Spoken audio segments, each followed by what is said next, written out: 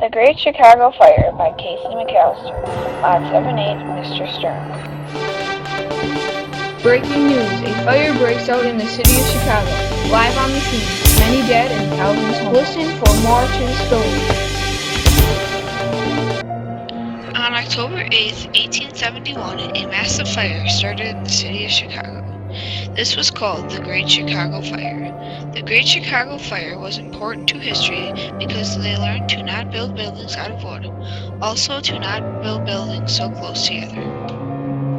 How this massive fire started is still a mystery today. All everyone can agree on is it started in a barn on DeVogan Street around 9 p.m. This barn was owned by Catherine and Patrick O'Leary. The most common theory is that a cow kicked over a lantern. Some people think that a person started the fire, and even a meteor. The fire was bound to happen in Chicago. They had very dry weather. They only had 5 inches of rain from July to September. Also, all buildings and sidewalks were made out of wood. People also had a lot of wood stored up for the winter. From the beginning to the end of this tragic fire, everything went wrong. The firefighters didn't find the fire for many minutes because Fire Patrol sent the alarm to the wrong alarm box that was a mile away from the fire. When they finally found the fire, they tried to tackle it by having 5 steamers and all of them pumping water in different spots. Then the water hoses gave out and the 30-mile-per-hour wind blew and it went right for downtown Chicago. The river was usually a barrier for fires, but the Chicago fire even set the river on fire. Another thing that went wrong was that people didn't realize how massive this fire was.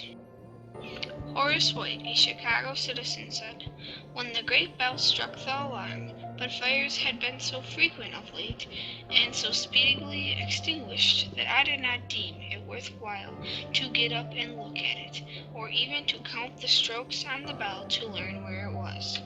The people of Chicago didn't know where to go. The fire was burning everywhere. There was chaos, falling bricks, and stampedes of animals. The dust was so thick that we could not see the distance of a whole square ahead.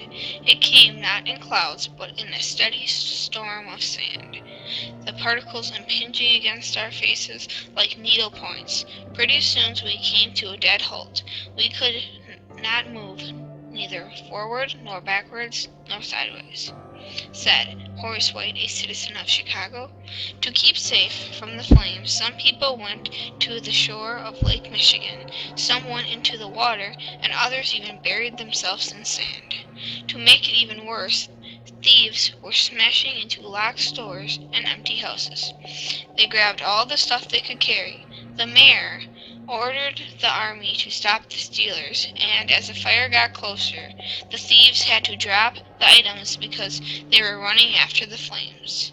They also started suspecting who started the fire and hung arsonists. Some people say that the fire stopped because the rain fell, but others say it had nothing left to burn. The Great Chicago Fire left thousands of people homeless and killed 300. People were lined up in a room, and their relatives had to identify them.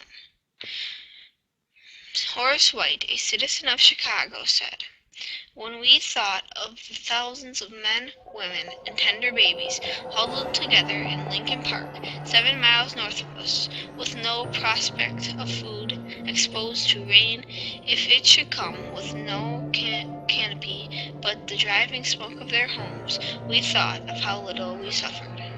Despite this, in just 1 week, they put up 6,000 temporary shacks and soup kitchens. Also, many other supplies and money were given from around the world. At this same time, there was the Peshtigo Fire in Wisconsin, but this fire was much, much smaller. The Great Chicago Fire was very important to the history of America. Chicago got many things out of this fire and learned many things also. They learned to not make buildings entirely out of wood and to make such a big city more spread out. This fire brought lots of talented architects to Chicago to rebuild. They made many of the unique buildings that stand today in Chicago.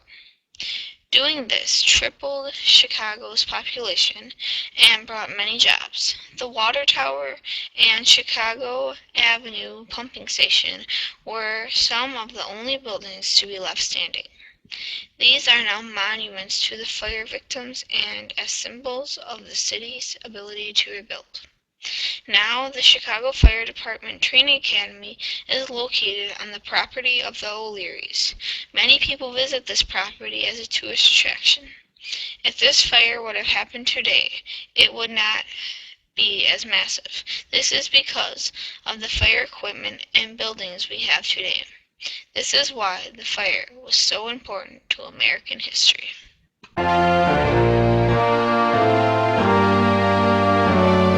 Back to you in the studio.